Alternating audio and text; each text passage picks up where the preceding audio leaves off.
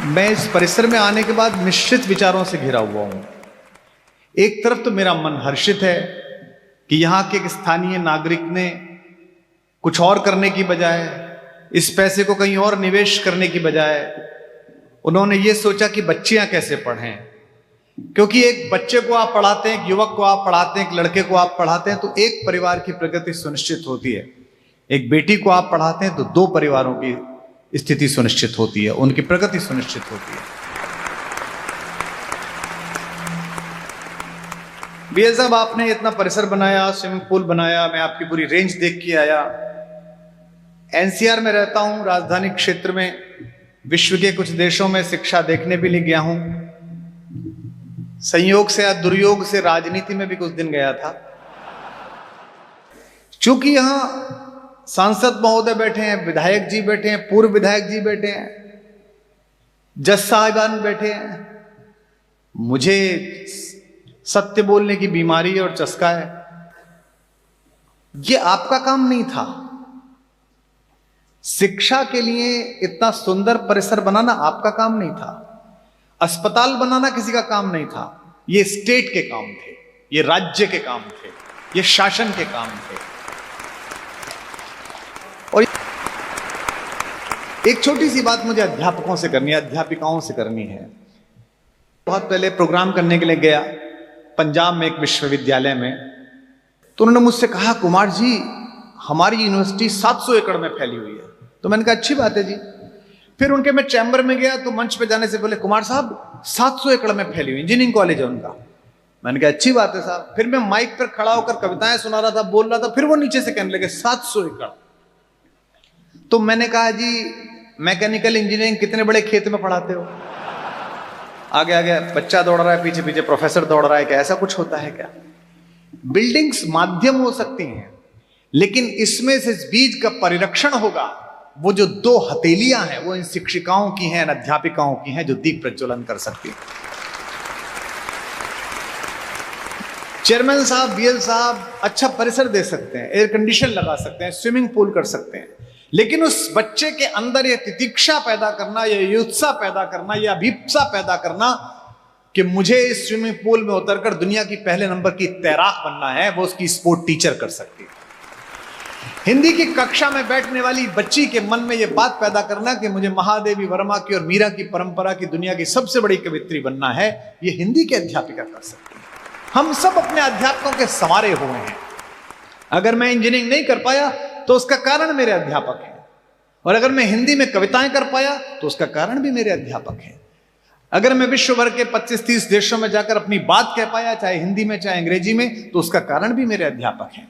क्योंकि एक समय आता है, आप सब जानते हैं जो यहां अभिभावक बैठे हैं, कि अध्यापक, ये समय अजीब आ गया है कि जब छोटे बच्चे के हाथ में मोबाइल है और वो गुरु से ज्यादा गूगल पर भरोसा करता है। लेकिन एक समय हमारे परिवारों में, अब भी मध्यम वर्गीय में, यह है कि अध्यापक की मान्यता घर के लोगों से ज्यादा है। मेरी छोटी बेटी एक स्कूल में पढ़ती थी, छोटी क्लास में पढ़ती थी, 3री-4थी क्लास में। उसको जो बच्ची पढ़ाती थी वो बीए बीएड कोई लड़की रही होगी जो डीपीएस में हिंदी पढ़ाती थी।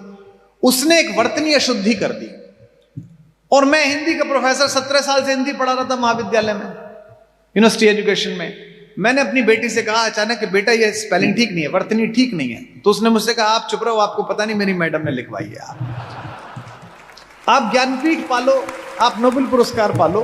बच्ची के लिए, बच्चे के लिए अंतिम अधिकृत विद्वान उसका शिक्षक होता है।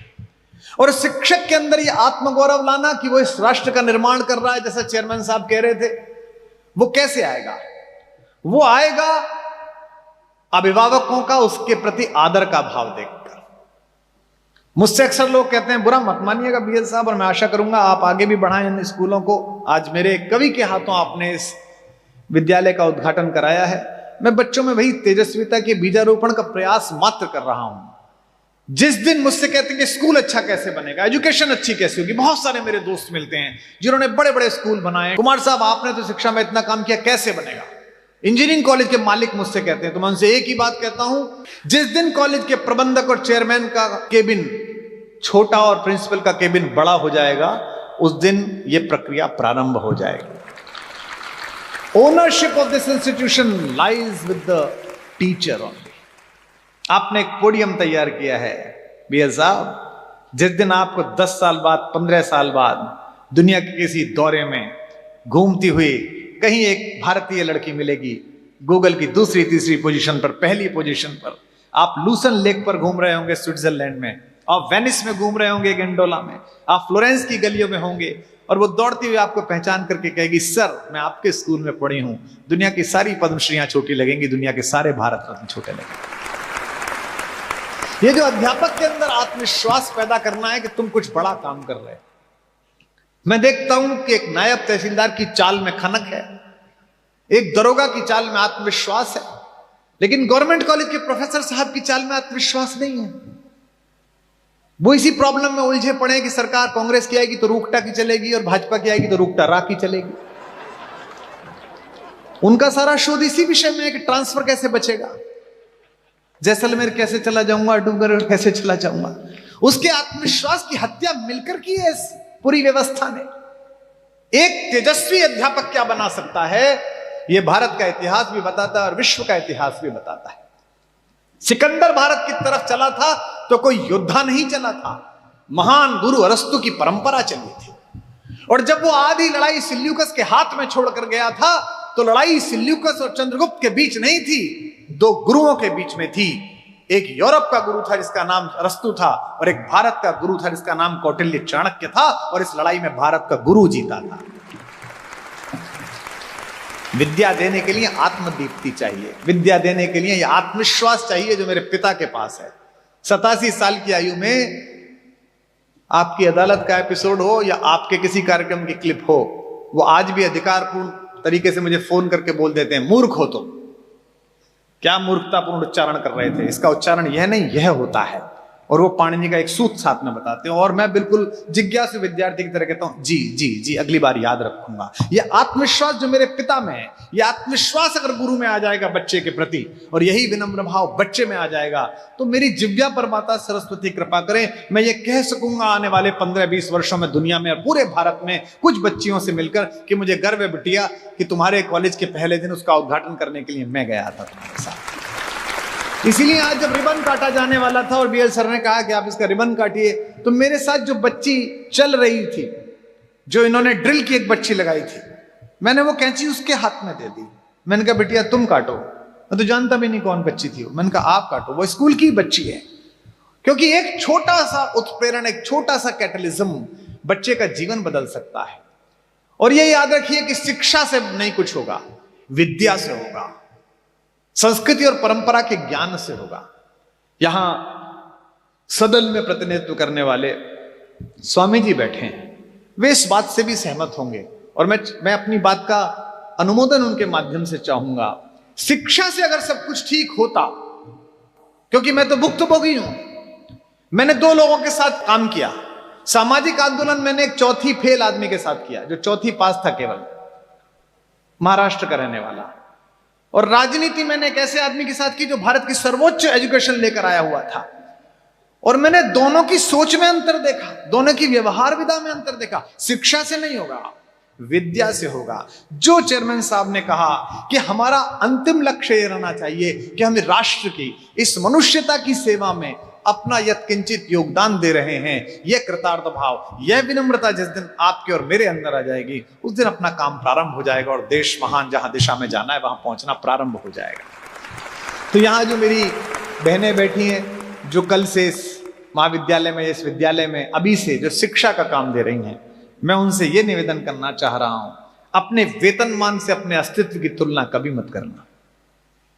तुम्हारा वेतनमान केवल तुम्हारे जीवन यापन के लिए, तुम्हारा वेतनमान तुम्हारी तेजस्विता की रक्षा करने के लिए, लेकिन जो तुम्हें काम मिला है वो इस सदन में बैठे बड़े बड़े लोगों को नहीं मिला है। तुम्हें काम मिला है कि एक छोटी सी दीप शिखा को तुम ज्वाला बना सकती हो जो पूरे विश्व में प्रकाश फैलाएगी। तुम्हें काम मिला है कि तुम एक बच्ची के माध्यम से 2 घरों में वो उजाला फैला सकती हो जहां तपस्वी पैदा हो, जहां एपीजे अब्दुल कलाम पैदा हो, जहां बड़े बड़े विश्व नागरिक पैदा हो। अक्सर क्योंकि मैं बहुत पास से अनुभव किया है, अध्यापकों से भी, प्रबंधकों से भी अनुरोध है, और खासतौर पर माता पिताओं से अनुरोध है कि वे देखिए, आपके घर में जो पालतू कुत्ता है ना, हमारे दिल्ली में, नोएडा में, गुड़गांव में, उसको दिन भर छोड़कर जाने के लिए कुत्तों के बोर्डिंग बनाए गए, या cat parents, dog parents enlisted है कि मुझको कुत्तों का शौक है तो मुझको कॉल किया जाएगा कि आप मेरा शिट्जू एक दिन के लिए रख सकते हैं क्या। एक कुत्ते को छोड़ने तक के लिए लोग प्रोफाइल चेक करते हैं। एक जीते जागते मनुष्य को, अपने जिगर के टुकड़े को, अपनी आत्मा के अंश को, अपने अवतंश को, अपनी बिटिया को किसी ने आपके हाथ में सौंप दिया है। अगर अपनी बिटिया से ज्यादा इसे प्यार नहीं दिया, दुलार नहीं दिया, तो आपका अध्यापक होना बेकार है। यहां पर अपनी बेटियों को छोड़ते समय मनुष्य को लगे कि मेरे परिवार में भी, मेरे घर में भी जो ना मिल पाएगा वो इस लड़की को यहां मिलेगा। जो सुविधाएं मिली हैं उसके अतिरिक्त उसे लगे कि ये मिलेगा। क्योंकि अगर शिक्षा ने ठीक काम किया होता, केवल शिक्षित होने ने, मैं मानता हूं कि शिक्षित होने की आवश्यकता है, मैं मानता हूं कि प्रोफेशनल एजुकेशन की आवश्यकता है, जो आपने महत्वपूर्ण काम यहां किए हैं, कंप्यूटर्स में, जो भी आपने रोबोटिक्स में इतनी सारी चीज की हैं, उन सब की आवश्यकता है। लेकिन जो मूल संस्कार विद्या का है उसकी आवश्यकता है। क्योंकि अक्सर मैं ऐसा प्रयोग सामने के एक बोर्ड पे करता हूं, एक तरफ लिखता हूं शिक्षित, एक तरफ लिखता हूं अशिक्षित, और फिर लिखता हूं आइए बात करते हैं कि विश्व में होने वाली समस्याओं में किसका योगदान है।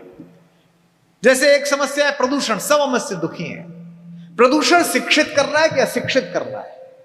गांव में प्रदूषण देखा आपने? दिल्ली में है, गुड़गांव में है, लेकिन वहीं से 40-50 किलोमीटर दूर जो मेरा कॉटेज है, जहां केवी कुटीर, जहां मैं रहता हूं, वहां नहीं है। गांव वाले को पता है कि क्या जलाना है और क्या नहीं जलाना है। भाई भतीजावाद ये शहर में है कि गांव में है?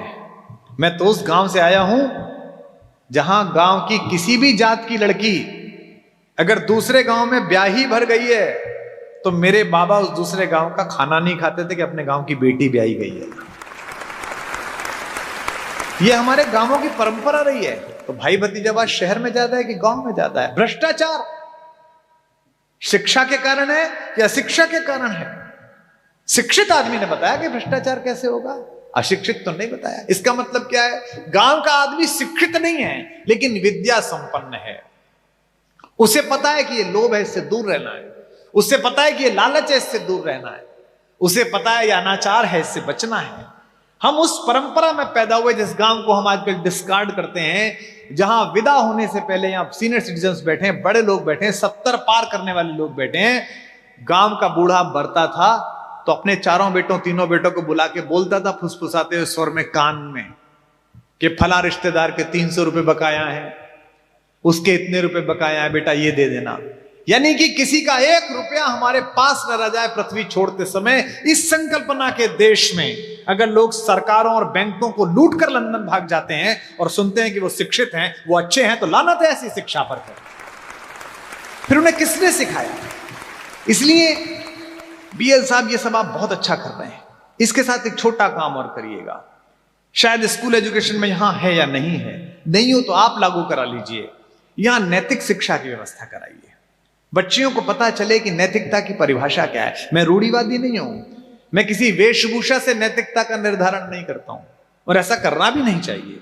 लेकिन हां, इस संस्कृति के इस जो आर्ष तत्व इसमें है, जो इसकी संजीवनी शक्तियां इसमें हैं, वो कैसे हम अपनी बेटियों में निरूपित करें और उससे भारत का भविष्य अच्छा हो सके, विश्व मानवता का भविष्य अच्छा हो सके, ये हमें पता चले। क्योंकि उदारता के नाम पर, उदारीकरण के नाम पर, ग्लोबलाइजेशन के नाम पर, सीमाएं बड़ी करने के नाम पर जो जो पहुंचा है हमारे देश में, वो सब वो है जो डिस्कार्डेड है। एक पंक्ति कहता हूं, आपको ठीक लगे तो मुझे सूचित कीजिए, क्योंकि आप अंधकार में हैं। वेस्ट से बहुत लिया जा रहा है। मैं कहता हूं वेस्ट का वेस्ट मत लीजिए, वेस्ट का बेस्ट लीजिएगा।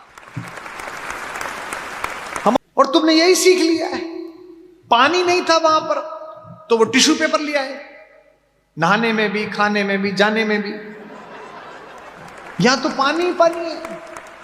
उसके बाद एक आइसक्रीम खाती है 2 लड़कियां, 25 टिश्यू पेपर खटखट खटखट खट। सामने वॉश बेसिन लगा हुआ है, हाथ नहीं धो सकते हैं आप, क्योंकि हमको आदत पड़ गई है कि साहब जो करता था वो हमको करना है। और साहब देश में आया था मालिक बनकर, कोड़े फटकारता हुआ चला गया, लेकिन उसकी मानसिकता बच गई है। मुझे अच्छा लगेगा कि अगली बार जब यहां कार्यक्रम हो तो यहां का प्राथमिक संचालन मातृभाषा हिंदी में हो और हमारी कोई बिटिया करे, हमारे कॉलेज की पढ़ी हुई की लड़की है। अंग्रेजी कौन सी ऐसी भाषा है कौन सी महान भाषा है जी 26 वर्ड्स अक्षरों की? मैंने भी सीखी है, ग्रेजुएशन में मैंने विश्वविद्यालय टॉप किया अंग्रेजी में, लेकिन मैं हिंदी का विद्यार्थी हूं और इसलिए प्रेम नहीं करता कि इस भाषा ने मुझे मान दिया, सम्मान दिया, मेरे परिवार पर जो भी लक्ष्मी की हेतु कृपा आई इस भाषा की वजह से आई। इसलिए प्रेम करता हूं कि ये मेरी मादरी जबान है, ये मेरी मातृभाषा है। अंग्रेजी अच्छी है लेकिन हिंदी से बेहतर नहीं हो सकती। वहीदा रहमान कितनी भी खूबसूरत हो, मेरी मां से सुंदर नहीं हो सकती। वो दुनिया की सबसे सुंदर स्त्री है मेरी मां, और ये मेरी जबान है। और इसमें विशेष रूप से शेखावाटी के लोगों, राजस्थानी लोगों का तो बहुत आभार व्यक्त करता हूं। आपने तो हम जैसे लोगों को, जो उत्तर प्रदेश के लोग हैं, जो मिक्स वेजिटेरियन हो चुके हैं अब समय, पता नहीं कौन कौन सी संस्कृति आके मिल गई हैं, हमें पता ही नहीं है। आप लोगों ने हमें सिखाया कि भाषा से प्रेम कैसे किया जाता है। मैं दुनिया के किसी भी हिस्से में उतरता हूं, जॉन एफ कैनेडी उतरता हूं न्यूयॉर्क, हीथ्रो उतरता हूं लंदन, या चांगी उतरता हूं सिंगापुर, कहां उतरता हूं, 5 जो लेने वाले आते हैं आयोजक, उनमें से 2 जरूर पूछते हैं थे कठी का हो जी। तो मैं समझ जाता हूं मैं तो कहीं का हूं, ये वहीं का है। बच्चा क्या कहता है? 3री क्लास का बच्चा आप ले रहे हैं, 3री क्लास का बच्चा सफेद, जैसे सामने पीछे आपने मेरा चित्र लगा दिया, ऐसा एक सफेद कैनवस है, ना उसमें घृणा है, ना विश्वास है, ना उसमें हिंदू मुसलमान है, ना उसमें भाजपा कांग्रेस है, ना उसमें अमीर गरीब है, ना उसमें सवर्ण दलित पिछड़ा महापिछड़ा। आजकल तो इतनी पंचायत आपके यहां हो रही है, पूरा रास्ता भरा पड़ा है भाई। एक राजस्थानियों की पंचायत नहीं है, एक भारतीयों की पंचायत नहीं है, जाटों की हो रही है, ठाकुरों की हो रही है, ब्राह्मणों की हो रही है। और फिर कहते हो कि विकास क्यों नहीं हो रहा है? अरे आपने सरकारें जिताई नहीं है, आपने जातियां जिताई हैं, तो उनसे ही पूछो भैया विकास क्यों नहीं हो रहा है। तो एक कोरा कैनवस एक बच्चा आपको सौंपता है और कहता है कि मैं कोरा कैनवस हूं, आओ मुझ पर पेंट करो मैडम। हिंदी की टीचर आती है, अपने स्ट्रोक मार के चली जाती है। साइंस की टीचर आती है, अपनी स्ट्रोक्स मार के चली जाती हैं। वो जो आपने शूटिंग की क्लास रखी है, उसकी इंस्ट्रक्टर आती है, वो अपने स्ट्रोक्स मार के चली जाती हैं। योगा की टीचर आती है, वो अपने स्ट्रोक्स मार के चली जाती है। और 12वीं के बाद एक पेंटिंग मिलती है। अगर वो पेंटिंग विद्रूप है, अगर वो पेंटिंग MI रोड के किसी रेस्टोरेंट से 17 साल की आयु में वो पेंटिंग रात को ज्यादा शराब पीकर ये कहती हुई वो घर वापस आती है, इट्स माई लाइफ, तो दोष आपका है। लेकिन अगर वो पेंटिंग पूरी दुनिया में ओलंपियाड जीतने के बाद, ओलंपिक जीतने के बाद तिरंगा लहरवाती है, तो उसका पारितोषिक भी आपका है, उसका सम्मान भी आपका है। वो केवल माध्यम है। आप सोचिए कि आप कौन है। जितने गुरु बैठी हैं, जितनी महिलाएं बैठी हैं पढ़ाने वाली, सोचिए कि आपको कितना बड़ा काम मिला है। और बुरा मत मानिएगा, मैं ये नहीं कर रहा हूं कि ताकि आपका मनोबल बढ़े, मैं आपको सिर्फ ये अनुभव कराने के लिए कह रहा हूं। मैंने स्वयं पढ़ाया है, इंजीनियरिंग छोड़ के पढ़ाया है, 17 वर्ष विश्वविद्यालयों की सेवा में रहा हूं, कॉलेजेस में पढ़ाया है। मेरे पिताजी ने पढ़ाया है, उनके बचपन के साथ ही डॉक्टर थे। डॉक्टर्स के प्रति बहुत सम्मान है, वे लोगों के तात्कालिक दुख और रोग का निवारण करते हैं। और मेरे पिताजी और वो दोनों साथ में शाम को चाय पीते थे और रोज मेरे पिताजी उनको छेड़ते थे, अबे तेरी क्या जिंदगी है, जो आता है मरता करता आता है, मर गया डॉक्टर साहब, बचा लो डॉक्टर साहब, निबट गया डॉक्टर साहब, एक मुझे देख, 58 साल का हो गया हूं, कैंपस में जाता हूं तो जिंदगी के सबसे खूबसूरत दौर में मुस्कुराते हुए लड़के लड़कियां सामने आ सर नमस्कार, गुरुजी नमस्कार, प्रणाम करते हुए सदा खूबसूरती के साथ रहता हूं, जिंदगी के साथ रहता हूं। कितनी महिलाएं यहां बैठी हैं पढ़ाने वाली, हमारी अध्यापिकाएं 48 की हो जाएंगी, 50 की हो जाएंगी, 55 की हो जाएंगी, लेकिन कितना बड़ा सौभाग्य है कि बचपन आपके साथ सदा रहेगा, आपके सम्मुख रहेगा, आपके सामने रहेगा। वे जो अभिभावक हैं उनसे भी अनुरोध है, बच्चों को वायरस से बचाइए। कोरोना का टीका तो हमारे वैज्ञानिकों ने बना लिया, लेकिन बच्चों की आत्मा को जो खुराक मिल रही है, उनके मन और मस्तिष्क को जो खुराक मिल रही है, उसका टीका तो आप ही लगा सकते हैं। अपने सुख में, अपने आनंद में, अपने निजी स्पेस में इतने व्यस्त मत हो जाइएगा कि आप ये भी ना देख पाए कि ये क्या पढ़ रहे हैं, क्या सुन रहे हैं, क्या इनके मस्तिष्क में जा रहा है। सुबह होती नहीं है इस देश में, मुझे आश्चर्य होता है कैसा कैसा जहर घुला है। 17,000 रुपए का ओप्पो मोबाइल खरीद के पिताजी दे देते हैं और सुबह व्हाट्सएप विश्वविद्यालय की पोपो शुरू हो जाती है। नेहरू को गाली, गांधी को गाली, सावरकर को गाली, ये कोर्स में था आपके? उनकी अपनी मर्यादा थी, उनकी अपनी सीमा थी, वो इस रथ को यहां तक लेकर आए, आपको इसे आगे लेकर जाना है। 75 वर्ष में देश जहां आया है, इसमें सबका योगदान है। इतिहास की पुनर्व्याख्या इतिहास के प्रोफेसर कर लेंगे। इतिहास की पुनर्व्याख्या के लिए विश्वविद्यालयों में बनाए गए डिपार्टमेंट, पीएचडी होती हैं, डॉक्टरेट होती हैं, उनके लिए वो काम है। ये काम समाज के नियंताओं का नहीं है, ये काम राजनीति का नहीं है, ये सरकारों का नहीं है। सरकारों का काम है कि हमने जो उनमें टैक्स देकर और मत देकर विश्वास व्यक्त किया है, उसको ठीक से वो आखिरी आदमी तक पहुंचा दें, उसके सुख के लिए तैयारियां करते हैं, ये उसका काम है। स्वास्थ्य उसका काम है। मैं आपको बधाई दूंगा इस कारण नहीं कि आप यहां बैठे हैं कि आपके मुख्यमंत्री ने यह बात सोची कि कैसे एक नागरिक को कम से कम स्वास्थ्य का मौलिक अधिकार तो मिले, उसका स्वास्थ्य तो ठीक रहे, यहां तक तो बात पहुंचे। तो जितनी बेटियां बैठी हैं, इनके माँ बाप से भी अनुरोध है कि इनके भोजन, शारीरिक भोजन पर तो ध्यान दीजिए कि क्या खा रही हैं ये, इनके मस्तिष्क में क्या जा रहा है इस पर ध्यान दीजिए, ये देख क्या रही हैं। मैं मानता हूं कि आप उसमें फिल्टर नहीं लगा सकते, पर अगर आपने इनके मस्तिष्क में विवेक का फिल्टर लगा दिया तो जो भी छन के जाएगा ठीक छन के जाएगा। जो दुनिया भर से उतर रहा है उस पर आप फिल्टर नहीं लगा सकते, बट आपने इतना सिखा दिया कि ये सुनना है, ये अपना है, ये नहीं सुनना है, ये ठीक नहीं है, तो फिर जो भी आएगा इन तक अच्छा पहुंचेगा। एक बात मैं आपसे और कहना चाहूंगा कि लोग कहते हैं भारत क्या है? भारत लाल किला है, भारत ताजमहल है, भारत विधानसभा है, भारत नई संसद की बिल्डिंग है। नहीं, 1/140 करोड़ भारत मैं हूं, 1/140 करोड़ भारत आप हो। मैं अच्छा कवि बन जाऊं, आप अच्छे अध्यापक बन जाएं, हमारे हिस्से का हिंदुस्तान बनना शुरू हो जाएगा। हमें किसी की प्रतीक्षा नहीं करनी है उस भारत के निर्माण के लिए। और अध्यापिकाओं को और यहाँ के सारे स्टाफ को इस बात की बहुत शुभकामनाएं देता हूं कि आप गौरवशाली हैं कि परमात्मा ने आपको कूंची भी दे दी है और परमात्मा ने आपको कैनवस भी दे दिया है।